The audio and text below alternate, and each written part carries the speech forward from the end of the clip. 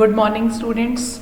Next in the interpolation is interpolation with unequal intervals. Okay, unequal intervals of the argument. Whatever argument we are having with unequal intervals. अभी तक हमने equal intervals किए हैं, ठीक है. यानी कि अगर हम arguments ले रहे हैं हमारे x0, x1 up to xn, तो ये जो difference है आपका, ये जो डिफरेंस है, these are not equal, ठीक है.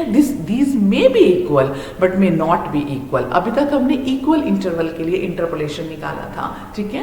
किस तरह से हमने interpolation में काम करना है when we are having the equal intervals. Now interpolation with unequal intervals. So for this we should know what is the divided difference with unequal intervals. Okay, divided difference with unequal intervals. Divided difference with unequal intervals. Okay, divided difference with unequal intervals. Let f of x naught, f of x0, f of x1 up to f of xn be the entries corresponding to the arguments. कौन से arguments हैं? These are the arguments, means x0, x1, x2 up to x1. These are the entries corresponding to these arguments where the intervals, कौन से intervals की बात कर रहे हैं हम? x1 minus x0, x2 minus x1, x3 minus x2, यानी कि xn minus xn minus 1 may not be equal. Okay, not necessarily they are equally spaced.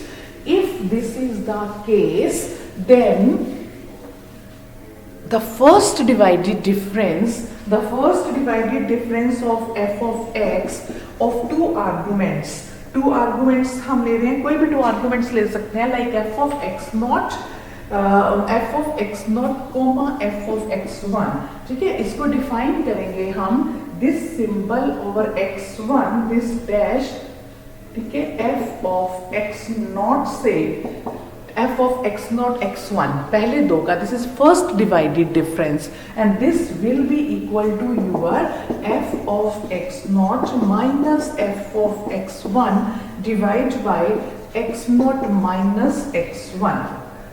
Okay, similarly अगर आप देखोगे कि हमारे पास ये है x2 के ऊपर f of x1 f dash, आपके पास f dash f of x1 comma x2. अब x1 कोमा x2 है तो f of x1 minus f of x2 over x1 minus x2, ठीक है. इस तरह से अगर आप निकालते हो, this is known as the first divided difference दो आर्गुमेंट्स के बीच में x0 x1 x1 x2. Similarly आप और आगे जितना भी निकालना चाहो आप इसका निकाल सकते हैं. Okay, the second divided difference is denoted by this x0 x1 f of x0 is equal to, देखो सेकेंड डिवाइडेड डिफरेंस अगर हम इसका फर्दर डिवाइडेड डिफरेंस कर रहे हैं, ठीक है, तो ये आपके पास ओवर x1 x2 कर लो, किसी का x0 x1 कर लो, तो सेकेंड डिवाइडेड डिफरेंस जो है वो 3 आर्गुमेंट्स का निकलेगा, x0 x1 x2, ठीक है. The second divided difference for the 3 arguments x0 x1 x2 is defined as this is equal to, means this is f of x0, f of x1 हो गया ना, ये f of x0 पे, ये f of x1 पे, क्योंकि arguments है 3 x0 x1 x2, so this will be equal to f of x0 x1 minus f of x1 x2 divided by x0 minus x1, x0 से x2 तक. Okay, this is called the second divided difference. Similarly आप third, fourth और nth divided difference भी निकाल सकते हो. So how we will denote the nth divided difference? So nth divided difference को अगर हम निकालते हैं, the nth divided difference for the n plus 1 arguments what are those n+1 arguments? कौन से हैं वो हमारे पास? x0, x1, x2 up to xn, ठीक है। तो ये आपके पास आ जाएंगे this x1, x2, x3 up to xn-1 f of x0, ठीक है।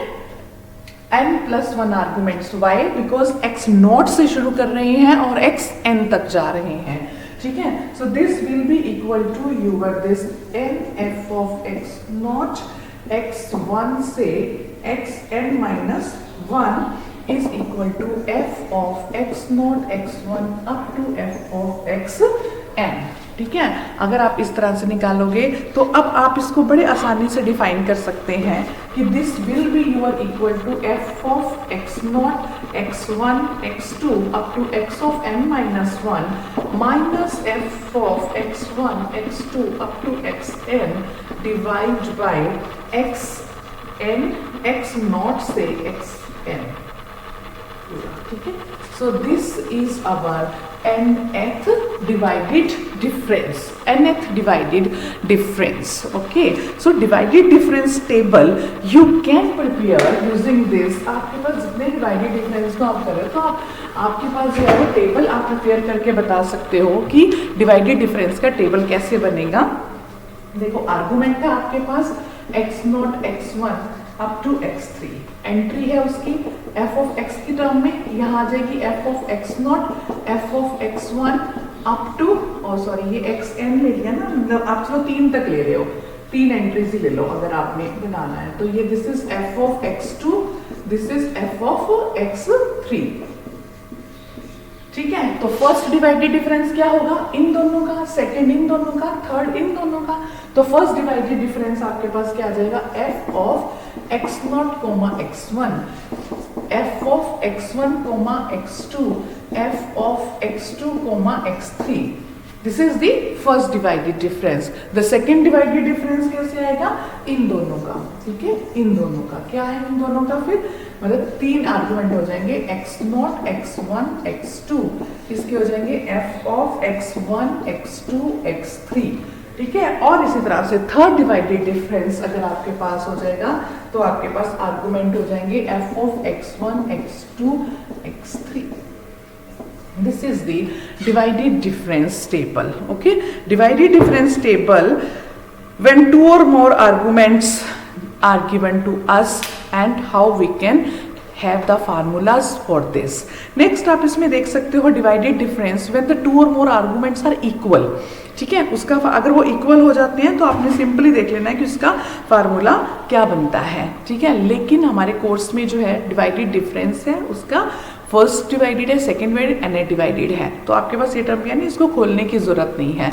The important is you should know the theorems based on this, ठीक है। Those are called the properties of divided difference, ठीक है। जैसे फर्स्ट थ्योरम है the divided difference are symmetrical in all their arguments, that is the value of any divided difference is independent of the order of the argument, कि वो उसके order के independent है। तो आपने ये प्रूफ करना है इसका, ठीक है। लेकिन प्रूफ आपको मतलब आप बिल्कुल सिंपल पैटर्न पे प्रूफ है, जैसे हमने f of x0 2 आर्गुमेंट दिए हुए हैं वो इंडिपेंडेंट है तो हमने ये प्रूफ करना है। तो आप पहले 2 आर्गुमेंट के लिए लिख दो और बताओ f of x0 x1 is symmetrical about these 2 arguments x0 x1 and then 3 arguments के लिए, 4 आर्गुमेंट्स के लिए एंड n आर्गुमेंट्स के लिए ये सिमेट्रिकल है। अगर ये सिमेट्रिकल है तो हम ये रिजल्ट कहते हैं कि f of x0, x1 is equal to summation f of x0 divided by x0 minus x1, ठीक है। ये हम कह रहे हैं 2 आर्गुमेंट के लिए if it is symmetrical about this, ठीक है। अगर ये सिमेट्रिकल है तो हमारे पास जो है ये रिजल्ट है। तो आपके पास जो है अगर आपने अब n तक लेना है तो ये n तक क्या आएगा आपके पास? मीन्स ये समेशन है, मान लो मैं ये कह रही हूँ f of x0 x1 x2 up to xn है, तो आप क्या कहोगे कि ये जो समेशन की बात मैं कर रही हूँ ये क्या है? पहली टर्म f of x0, ठीक है, डिवाइड बाय, अब इसको आप कैसे लिखोगे? पहले x0 माइनस x1 x0, क्योंकि ये डिनोमिनेटर सेम रहेगा, ये तो 2 आर्गुमेंट के लिए था, ये n आर्गुमेंट के लिए है, तो डिनोमिनेटर सेम रहना है। So f of x0 minus x1 minus जो है आपके पास x2 up to x0 minus xn, ठीक है, प्लस f ऑफ x1। अब f ऑफ x1 में क्या आएगा, x1 minus x0, x1 minus x2 up to so on x1 minus xn plus. आप समझ रहे हो इस समेशन का मतलब कि वो सिमेट्रिकल है, तो हम जितने भी n आर्गुमेंट्स हमारे पास हैं तो इसके इक्वल निकलेगा, ठीक है। मींस आप लास्ट में अगर इस तरह से जाते हुए कहेंगे सो this will be your f of xn।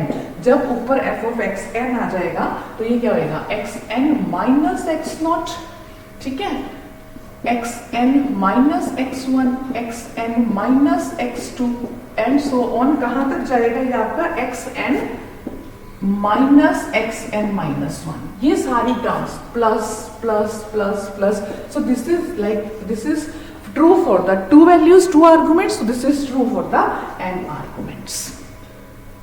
Okay, so this is the formula, this is the theorem that it is independent of the order of कि इसका जो है प्लस टर्म आएगी, फर्स्ट इसका है, ठीक है। इसका प्रूफ 2 स्टेप्स में है। पहला स्टेप इसको ऐसे खोल कर करना है कि 2 स्टेप के लिए ट्रू है, फिर 3 के लिए है, फिर 4 के लिए, and then it is n के लिए है। This is theorem, your theorem number आपको मैं बता रही हूँ, this is theorem 1 on page 49, ठीक है। सो इस थ्योरम को आपने एज एन एक्सरसाइज इसको करना है, ठीक है। 49 पेज पर जो थ्योरम आपको दी हुई है इसको आपने करना है, ठीक है। नेक्स्ट थ्योरम हम नेक्स्ट लेक्चर में करेंगे, ओके।